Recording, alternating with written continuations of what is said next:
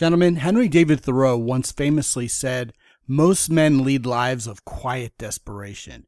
And if you think about it, that's really tragic. I mean, you have one life to live, and most of us are content with mediocrity. Now, you may be thinking, hey, you know what? Life isn't so bad. I got a decent job. I'm doing okay. But is just okay really good enough, gentlemen? There's a big world out there to experience, yet most guys don't even know what it feels like to be alive anymore. We're experiencing on a daily basis what I call the suburban sleepwalk. And you know what? It's time to get unsettled. And by unsettled, I mean shaking everything up in the purest sense, but also not settling for just a normal average life. What I've done is I've put together the Unsettled Mastermind Group for Men, and I want you to be a part of it. I want you to join a cadre of men who are going to be fully in support of each other's quest to take a bite out of life and live it fully. No looking back, no regrets. And gentlemen, that's what makes you not only the kind of man who accomplishes the goals that you dream about in life, it makes you attractive to the kind of women you really want. So go to www.mountaintoppodcast.com/unsettled and take a look. You're going to be thrilled by what you see. There's some profiles in Unsettled up there that are a lot of fun, some videos to watch. And I want to invite you to be part of this real group of real men who want to live a real life for a change. It's all there for you at mountaintoppodcast.com/unsettled. See you there.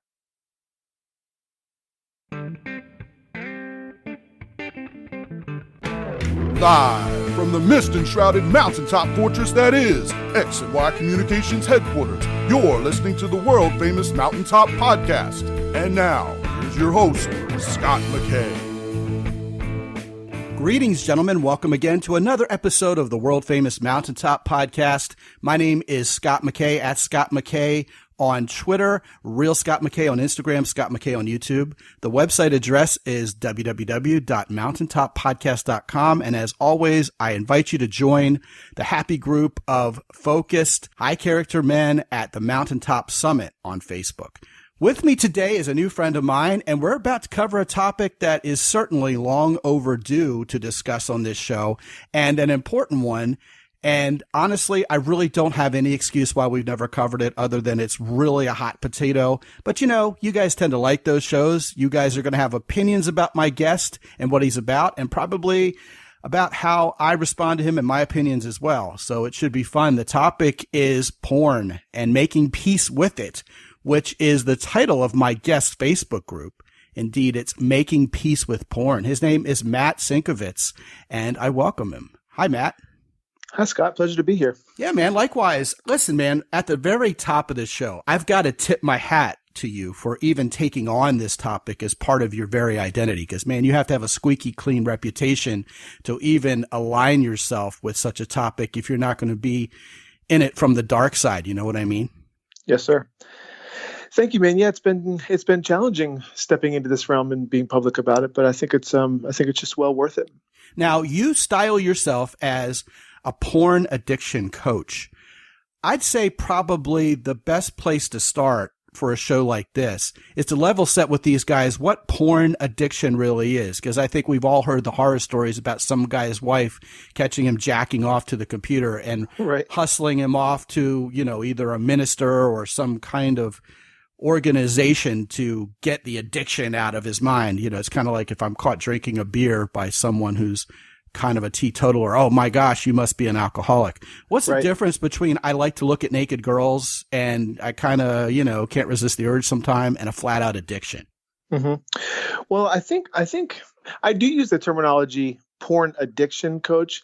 And I think maybe even a more accurate description would be like a compulsive relationship with porn. Typically, we would characterize, you know, an addiction as something that someone maybe would have like a physical withdrawal symptom if they don't get it. Like typically, we find these associations with drugs and stuff like that. Maybe if you can't get your heroin, you have this physical withdrawal experience.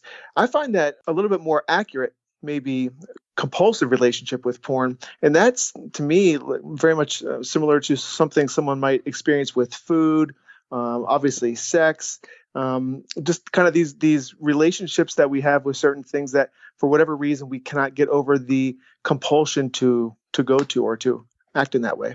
So in other words, the porn's in control of us instead of vice versa.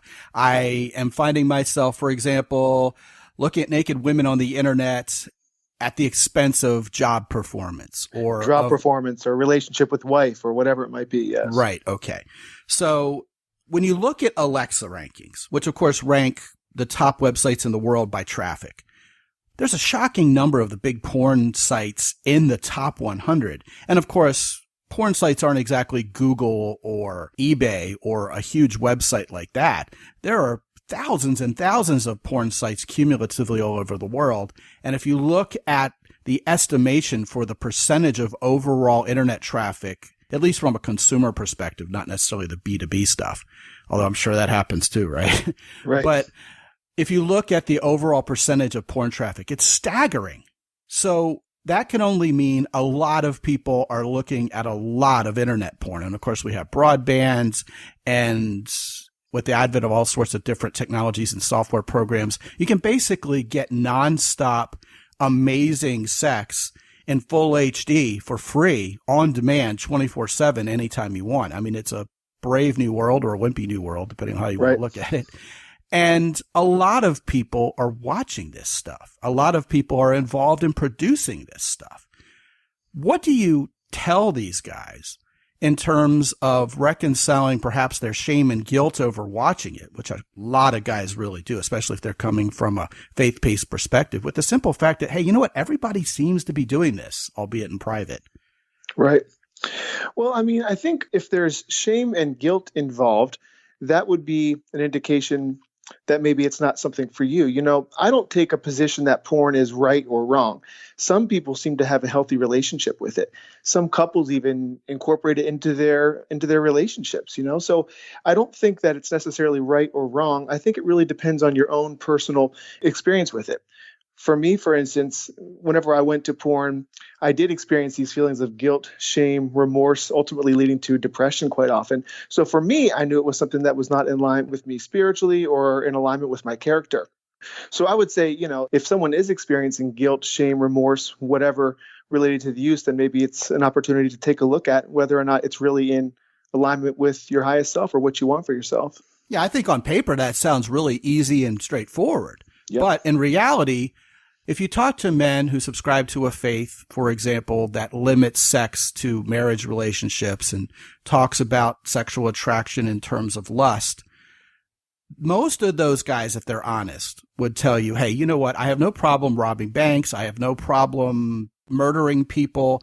My God is my God. I don't worship idols. But man, that one commandment about not having sex, that's the one that's the sticking point for me. Because, man, you know what?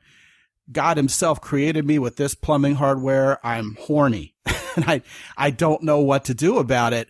And I really have this physical urge, and I'm not married yet. And it is so incredibly tempting and easy to satisfy those physical urges that God himself appears to have given me. And this is my struggle point. And that's what guys report to me. It's like, yeah, I know it's better for me and my faith to stop looking at these naked chicks and watching them having sex. But man, I'm red-blooded male, heterosexual, and horny. And it's just an uncontrollable urge. Does that make me an addict, or does it make me human, or is there somewhere in between? So I guess what I'm saying is, you know, it's easy for a guy to say, yeah, I shouldn't be doing this. This is a problem for me in terms of my faith and what I believe. And I feel like a total hypocrite when I view porn and masturbate watching it. But how do I reconcile how I'm designed with this shame and guilt? It's just not as easy as, hey, stop that. Hey, here's naked pictures of girls. Here are videos in HD. Just don't do that. Right. So, I mean, I don't know. I think there's a lot we could go into with that. I mean, I would Let's say throw that, it all on the table, man. Sure. I mean, just because we are designed for sex, which I agree. I mean, that's obviously how we all got here. It doesn't mean that porn isn't potentially toxic for our lives. You know, so what I would say to the guys that do feel this insatiable pull to go to pornography, you know, it's almost like we as humans are so smart. It's like we've hacked the sex process. We don't have to go the old fashioned route and find a partner and kind of connect naturally. We can just, with the click of a button, we can have that stuff instantly in our hands. And I just think it's not healthy for a lot of guys. So for the guy that says I can't go to it, I mean, it's to me, it's really no different than the guy that says I can't not go to the alcohol, or I can't not go to the food. It's really a choice. And it's really taking a look at whether this choice is healthy for you or not. So for me, I say to the guy that can't control his urges, porn's not necessarily the answer. Maybe it is just learning to go back to like plain old masturbation, using your imagination, or maybe it's really refocusing that energy into finding a partner that you feel great about connecting with sexually. So I just don't think porn's a great option. I think it can be a potentially toxic option. Well, there's several things to discuss there. First of all, a lot of guys simply can't find a girlfriend. They haven't figured out how to be attractive yet. They haven't gone through the motions of being the kind of man who does what I call deserving what he wants, so he can get the kind of woman he wants. And a lot of guys also look at porn and find an endless parade of women who are absolutely their dream women sexually, who turn them on to no end. Yet in the real world, women of that visual caliber, let's just call it as it is, don't seem to be available to them. Lots of guys are married to women who don't take care of themselves and let themselves go after marriage, and they still have these sexual urges for someone attractive, and yet there's really no way to talk to their wife about, hey, you know what, I'm not really feeling sexually attracted to you anymore. Therefore, the guilt gets piled on even higher. So for a lot of these guys, the relationship with porn is even more fraught, don't you think? Yes, it can be. I mean, to the guy that says, I got to go to porn because I'm not attractive enough, or I can't attract the partner that I want, then, I mean, my answer to myself would be, well, then I need to be the man that is deserving of or attractive to the kind of female that I want. And porn definitely does not make us feel more attractive. At least that's been in my experience in the gentlemen I work with. It's when we go to porn, it makes us feel less attractive, less desirable, more awkward around women, more awkward around sex. So I don't think porn is a great alternate to that. Well, hold on a second before you continue. But I'm not saying that porn is somehow this magic elixir to make a guy more attractive. I'm saying when a guy isn't attractive to women, and of course, these guys know, that's why I'm here, man. That's why I live and breathe oxygen, is to help guys get the women they want in their lives. So if you guys are listening to this and can resonate with this particular segment of this conversation, call me. We'll get it all taken care of, and you'll get the most amazing woman ever in your life.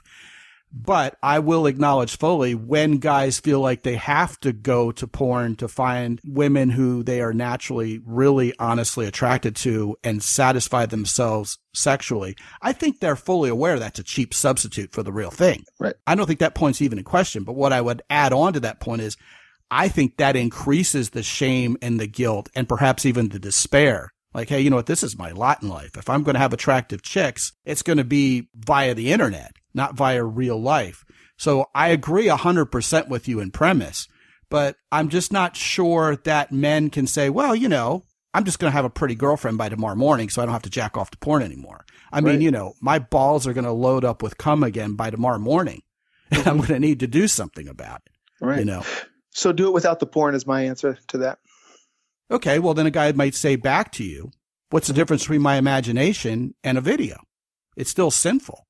Well, I don't put it in the category of sin. So that would be something that someone would have to work out for themselves. I wouldn't call it sinful. I just try and create clarity as to whether or not it works for us or it feels good to us in terms of our conduct. But fair enough. I don't know. I take my men through a process, about a 6-step process that really helps them work through this. You know, what needs am I trying to meet? What are the actual skill sets that I can learn to shift my behavior? How do I learn to create the energy in my life to make the decisions that are in alignment and helpful to me? How do I create a compelling vision for my life that inspires me and helps motivate me beyond this behavior that I'm working with? It's about getting into community and having accountability and creating a powerful commitment. And I also find that for me, a big part of my journey was moving into leadership. I found that as I moved into leadership, I was compelled and held to a higher degree of accountability in terms of acting in alignment with myself. So to the men that are maybe saying, okay, well, I'm going to give up the porn, but now what? I think it's maybe looking at healthier means of masturbation, if that's what you have to do, maybe learning to redirect that sexual energy into a place of creativity and something that is satisfying to you. And third, and I think the ultimate, is to really learn to become the man that attracts the ideal woman that you want into your life. Like, that woman does exist. And there are definitely real life women that are attractive to you. So it's about getting that woman into your life. I mean, that's the best advice I could give. Well, two questions I have in response to what you just said. First of all, if I have one great woman in my life, is that going to alleviate the need for some strange for the rest of my life? Or am I still going to want to masturbate? Am I still going to want to watch some porn? Because, my wife's a skinny brunette and maybe I want a curvy blonde today. I don't think that's going to alleviate the desire for the rest of your life, no. Okay, so does getting the right woman in my life really do much to combat the porn problem, as it were? I think it definitely helps. But ultimately, we're all men here, or a lot of us are men here, and a lot of us have been in healthy relationships, probably ones that we found our partner very attractive. But it seems to be our nature to want to go out and spread our seed, so to speak. So I don't know if that ever goes away, but I think it's really just learning to mold our character to act in nobility and act into integrity, and not always act based upon what the flesh pulls us to do. I mean, a big part of our program is mindfulness. And so we teach meditation, and we teach cultivating the skills of learning to sit with that impulse, sit with that thought as it arises, learn to watch it, and learn to watch as it dissipates. It's much like smoking cigarettes, for instance. I used to smoke cigarettes, and for me, I was smoking very much unconsciously. But as I grew in my practice and in my own degree of mindfulness, like, I could eventually learn to watch as that impulse arose in the body, learn to watch as that impulse arose in the mind, knowing that that wasn't a behavior I wanted to engage in, and ultimately just watching how as that impulse dissipated.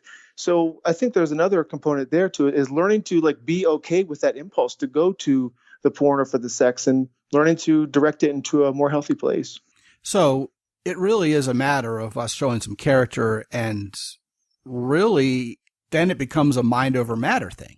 It does. And it has to be backed by a powerful commitment, man. I think one of the biggest things in my journey that made the biggest difference is, I tried to get away from porn all my life because I knew it wasn't healthy for me. I experienced all the shame, regret, guilt, blah, blah, blah. And it wasn't for me until I said, I'm done with it.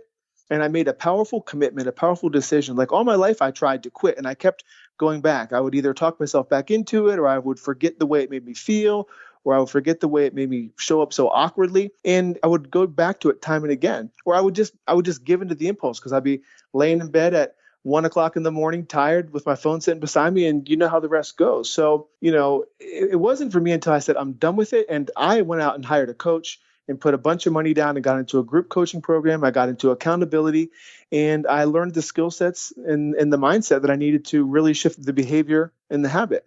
So for me, it came down to a powerful decision. And this is an extreme example, but if it came down to you looking at porn, or your children being sick or dying, if you knew that if you looked at porn, this would happen, you would never look at porn again, because you would have such a powerful motivator. So I think a big key is making a clear, concise, powerful decision that really holds you to a high degree of accountability. I think that's a big component to it as well. Well, what I'm reminded of as you gave that example is how, as teenagers, we may be making out with our girlfriend at her house on the couch because her parents aren't home. But as soon as those headlights show up in the driveway, man, you pull up your trousers and you're done, and you have self-control immediately. Right. Yeah, it depends on how strong your motivation factor is, right? Absolutely. Yeah. So it really does come down to a decision. And I feel like the decision has to be as clear. I think this is a great example. As a non-smoker, saying no to a cigarette. If you offered a cigarette to a non-smoker, they're just going to be just no. They don't even consider it. It's just a very easy no. And we can get to that place in life. Of course, we're still going to have the sexual impulses and the urges and stuff like that. But the decision to actually go to the toxicity of porn for a lot of people, that can just be a simple no. And after we train our mind and train our behavior long enough, it just becomes an easier no. But it needs to be a clear, concise decision. And that example for me came from like the personal development world, where I used to hear this thing when I was in sales a lot. It was like, if you had to go out today and make, or this week and make $5,000 to get your children this medication or else they would die, would you do it? And everyone was like, well, of course I would. It's because your motivation is that strong. So you need to really tap into like a really powerful why, I think. Yeah, absolutely. I agree 1,000% with that. And going along with it, you mentioned how once you've mastered that impulse, things really do get easier over time. And I think that relates to, for example, not just quitting smoking, but weight loss. You know, the first few days after you've decided, I'm not going to eat carbs anymore because I want to lose weight, man, all the pizza and candy bars and donuts look amazing. But after you've not eaten those things for a couple weeks, it starts getting easier and easier to say no because your body gets used to not eating those things. And above and beyond that, you're seeing the positive results from it. Absolutely. It becomes who you are. And Right. if you're just willing to give yourself that window, and you're willing to give yourself 7 days, 10 days, 30 days, which is, some timeframes that we hold the men in our programs accountable to. If you can see that and you realize that, man, it's so nice to be with my children or my wife and not have this guilt, shame anymore. It's nice to be in social situations or be in sexual situations and be like, man, I feel great. My energy's back. I feel good about myself. I feel good about the man looking back at me in the mirror. Then that's a powerful motivator as well, Scott. Now, you mentioned community. Yeah. And I have to admit to you that I am a bit skeptical about guys being willing to pull back the veil and say, hey, you know what? I look at porn, because there's so much shame involved. So how do guys find a community of guys who are all willing to be vulnerable with each other in the best way possible about this particular subject? Yeah, that's a great question. I mean, that's the reason why I'm doing this work. That's the reason I've shared my journey publicly. That's the reason I'm having this conversation with you today, Scott.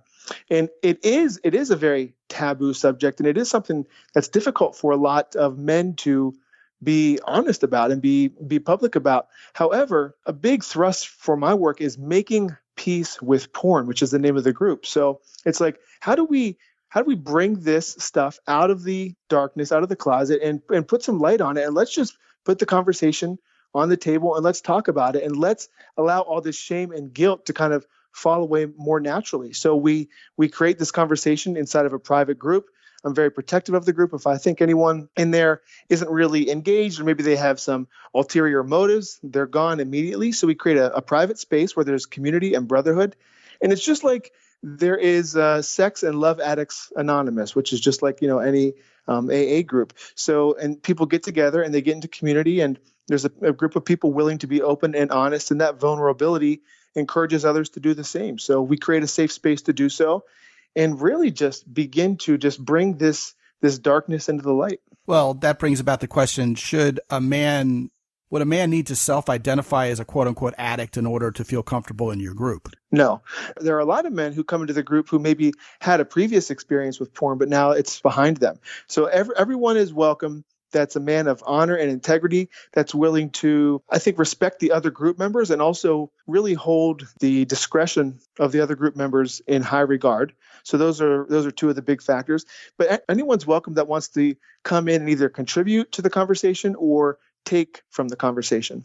Another thing you mentioned a couple minutes ago, Matt, was this idea of seeing results. After one has made the decision to quit watching porn, it gets easier after you've been off porn for a while. How can a man reasonably expect his life to change for the better? What feelings can we have that are more positive? How can we respond even physically after we stop watching porn? What are some of the results? Obviously, results may vary by individual, but what are some of the patterns you've seen? Sure. And I'll speak from my own experience, which is obviously going to be the most relevant, and also some of the experience of some of the group members that I've had the honor of working with. So I think the biggest thing, Scott, is we can stop hiding and we can allow some of this shame to clear away. We can begin to feel good about ourselves again. We can begin to trust ourselves again. Our self-confidence increases. We begin to feel more comfortable and confident in social situations. We begin to feel more comfortable and confident in sexual situations. We begin to feel more comfortable and confident when we are engaging with women in general. I find that it allows for greater energy to emerge in our lives. I find that there's a lot of correlation between pornography use, a sense of hopelessness with our lives, a sense of depression. And for me, pornography was the one thing that continued to sabotage, I feel, the majority of the key areas of my life. I would say it affected like every key area of my life. So whenever I removed the porn, it's like that energy could reemerge, and it's like my hope for life could reemerge. Like I again had the hope that I could have a wonderful partner in my life that I was happy and inspired and sexually turned on by, and it affected everything. So we can begin to dream again and begin to have faith in ourselves again. What would you say in response to people who might offer that there are benefits to porn? I mean, it can enhance a relationship if couples watch it together, or it can help me figure out what type of woman I like by seeing different women naked, and now I know what they look like naked compared to clothed, and I'm more informed in that regard. It could teach me some good sexual moves, et cetera, et cetera. People come with all sorts of reasons why watching porn isn't so bad. Yeah, so I say good for you. I say give it a shot and, move forward as you will.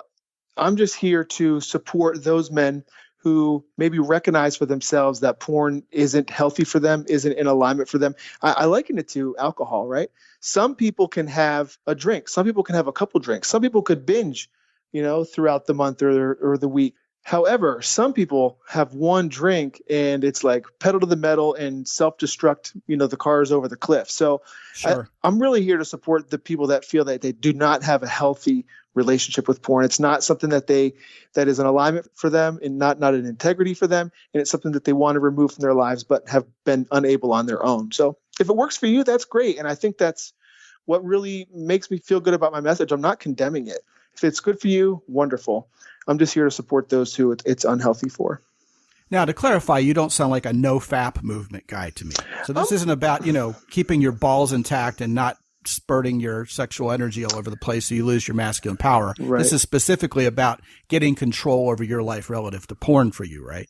Correct. I mean, I do explore and experiment with and study, this semen retention world and, sex transmutation world. I think there may be some validity to that, to not always, spraying your seed all over the place and depleting your energy. I know personally after I have sex, I feel depleted. I want to go to sleep and there's like a recharge period. So I can see the correlation there. But I think that's really based upon your own personal experience and preference and what works for you. So I'm definitely not just like some no-fap advocate. You have to figure that out for yourself. Yeah. Sure. And I kind of ride the fence on that one also. On one hand, I think it's completely unreasonable to expect your balls to never explode until you have a nocturnal emission. But I also am very much an advocate of not cleaning the pipes before you go out on a date. Right. Because first of all, you never know when you're going to need to spring forth into action. And second of all, I just think you have more masculine energy when you're horny, as long as you know how to contain it and be a man about it. Yes, sir. The other thing I want to ask you about is shame specifically tied to penis size that's caused by porn. It seems to me a lot of guys report that, man, look at these guys. They have like 10-inch schlongers and, I'm like 6 inches and I never see myself in these porn actors. I mean, is what I'm looking at normal and average? Is there something wrong with me? And I think guys who maybe aren't on the very much above average scale sometimes struggle with watching porn because it really does affect their self-esteem relative not only to how their body is designed, but their sexual performance as well. What would you tell those guys? Yeah, I mean, I think that's a good question. For me, I really do my best not to play the comparison game. Like if I compared myself to the superstars I see on TV or Brad Pitt all the time, I might feel like, less than. But I really feel that we're all on our own path. We're all on our own journey. We all have something unique to contribute to the world. There's probably a penis out there for every woman. And, it's really like kind of more like it's not the, size of the boat, but it's the motion of the ocean. I don't know if that's the thing, but I don't know, man. I would say stop comparing yourself to other people. I believe that we all are perfectly made in our own way. And I believe that there's someone out there for everyone and you're perfectly capable of, satisfying your partner one way or the other with everything you've got right now. I would say don't compare. Well, I would simply add to that conversation, yes, most porn actors are significantly larger than average. Right. So you don't have to compare yourself. They're actors. Yeah. Mm-hmm. Right. Exactly. Finally, what's your take on all porn actresses are being exploited? So by watching porn, you're partaking in human trafficking, kind of the feminist argument towards it. Right. And also maybe to stack onto that in the interest of time, the idea that porn sex isn't realistic. Like this just isn't even real sex. So you're completely poisoning your pond with regard to sex expectations, as it were, by watching it. What's your take on those two thoughts? Okay, so the first one, are we engaging in something immoral or whatever because of the actresses that are depicted in the films? Maybe. It does seem to be that there are statistics and a lot of firsthand personal accounts, actually, of women that have been exploited, a lot of sex trafficking involved in pornography. But then there's also the other side of the coin, which I think it's important to be really objective in this conversation. There are definitely a lot of women, and you could find on YouTube these women that have like a positive experience within the porn industry, and they've made a lot of money, and they've raised their families, and they're proud of who they are, and they're sex goddesses. So I think it's really important to be objective and not just point the finger and blame and call everything a blanket sin. That's a solid take, I think. And in terms of porn sex being realistic, again, I think it's important to look at both sides of the coin. I spent a lot of time looking at porn as a young man, and I'm sure I did learn some things that I found helpful in the bedroom, and it does give you a broadened perspective. I think generally speaking, it's not very realistic. You can go out and find all kinds of statistics, but there's less touching, and it's very aggressive and blah, blah, blah. We could go on. And obviously they're performing, and the sounds aren't that real, and the bodies aren't that real. So yeah, there is a lot of porn that is unrealistic. However, there is definitely some realistic stuff and probably some tips you could pick up from porn. So I think both sides of the coin on that one as well, Scott. Yeah, I think that's a valid assessment of the situation as well. Obviously, there are amateurs on Pornhub who are having real sex in front of a camera. And there's what's commonly known as female-friendly porn that has a lot more eye contact and touching and caressing and kissing. That turns on a lot of guys too, frankly, if we're honest with ourselves. Yeah. Most guys aren't the callous animals in the bedroom that we're passed off as being. So I think that's a good take. I want to point these guys to your website, which is on Facebook, which is called Making Peace with Porn. And it is a private, protected community of men. And to get there, what I'm going to do is set up a URL. That's www.mountaintoppodcast.com/porn, PORN. We haven't done that before. So, actually, I'm not sure what Google's going to do with that link, but right. Hey, maybe your this ratings is the brave new world. Right. Yeah, this is the great unknown here. So, we're going to go ahead and go with that URL anyway. And when they get to that site, they're going to find a group of guys who are like-minded and interested in getting control over their life relative to porn. Right, Matt? Yes, sir. Yeah, we'll look forward to having them. Everyone's welcome. That is a man of integrity and honor. And we'll honor that code of the group. Yes, sir. Excellent. So that's www.mountaintoppodcast.com/porn. Matt Sinkovitz, thank you so much for coming on and being so honest about what is really a tricky topic for so many. Honored to be here, Scott. Thanks so much for having me. Yeah, man. And guys, if you haven't gone to mountaintoppodcast.com just yet, go there, sign up for a free 25 minutes to talk to me about how to get the right women in your life. So these topics like the one we're discussing today and perhaps other things that are going on in your life and in your mind aren't nagging at you anymore. Having a great woman, a woman that you truly deserve, is a wonderful boost to really your entire life.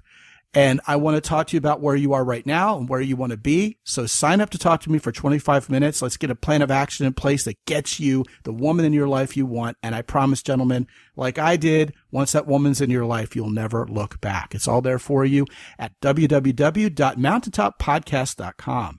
And until I talk to you again real soon, this is Scott McKay from X&Y Communications in San Antonio, Texas. Be good out there.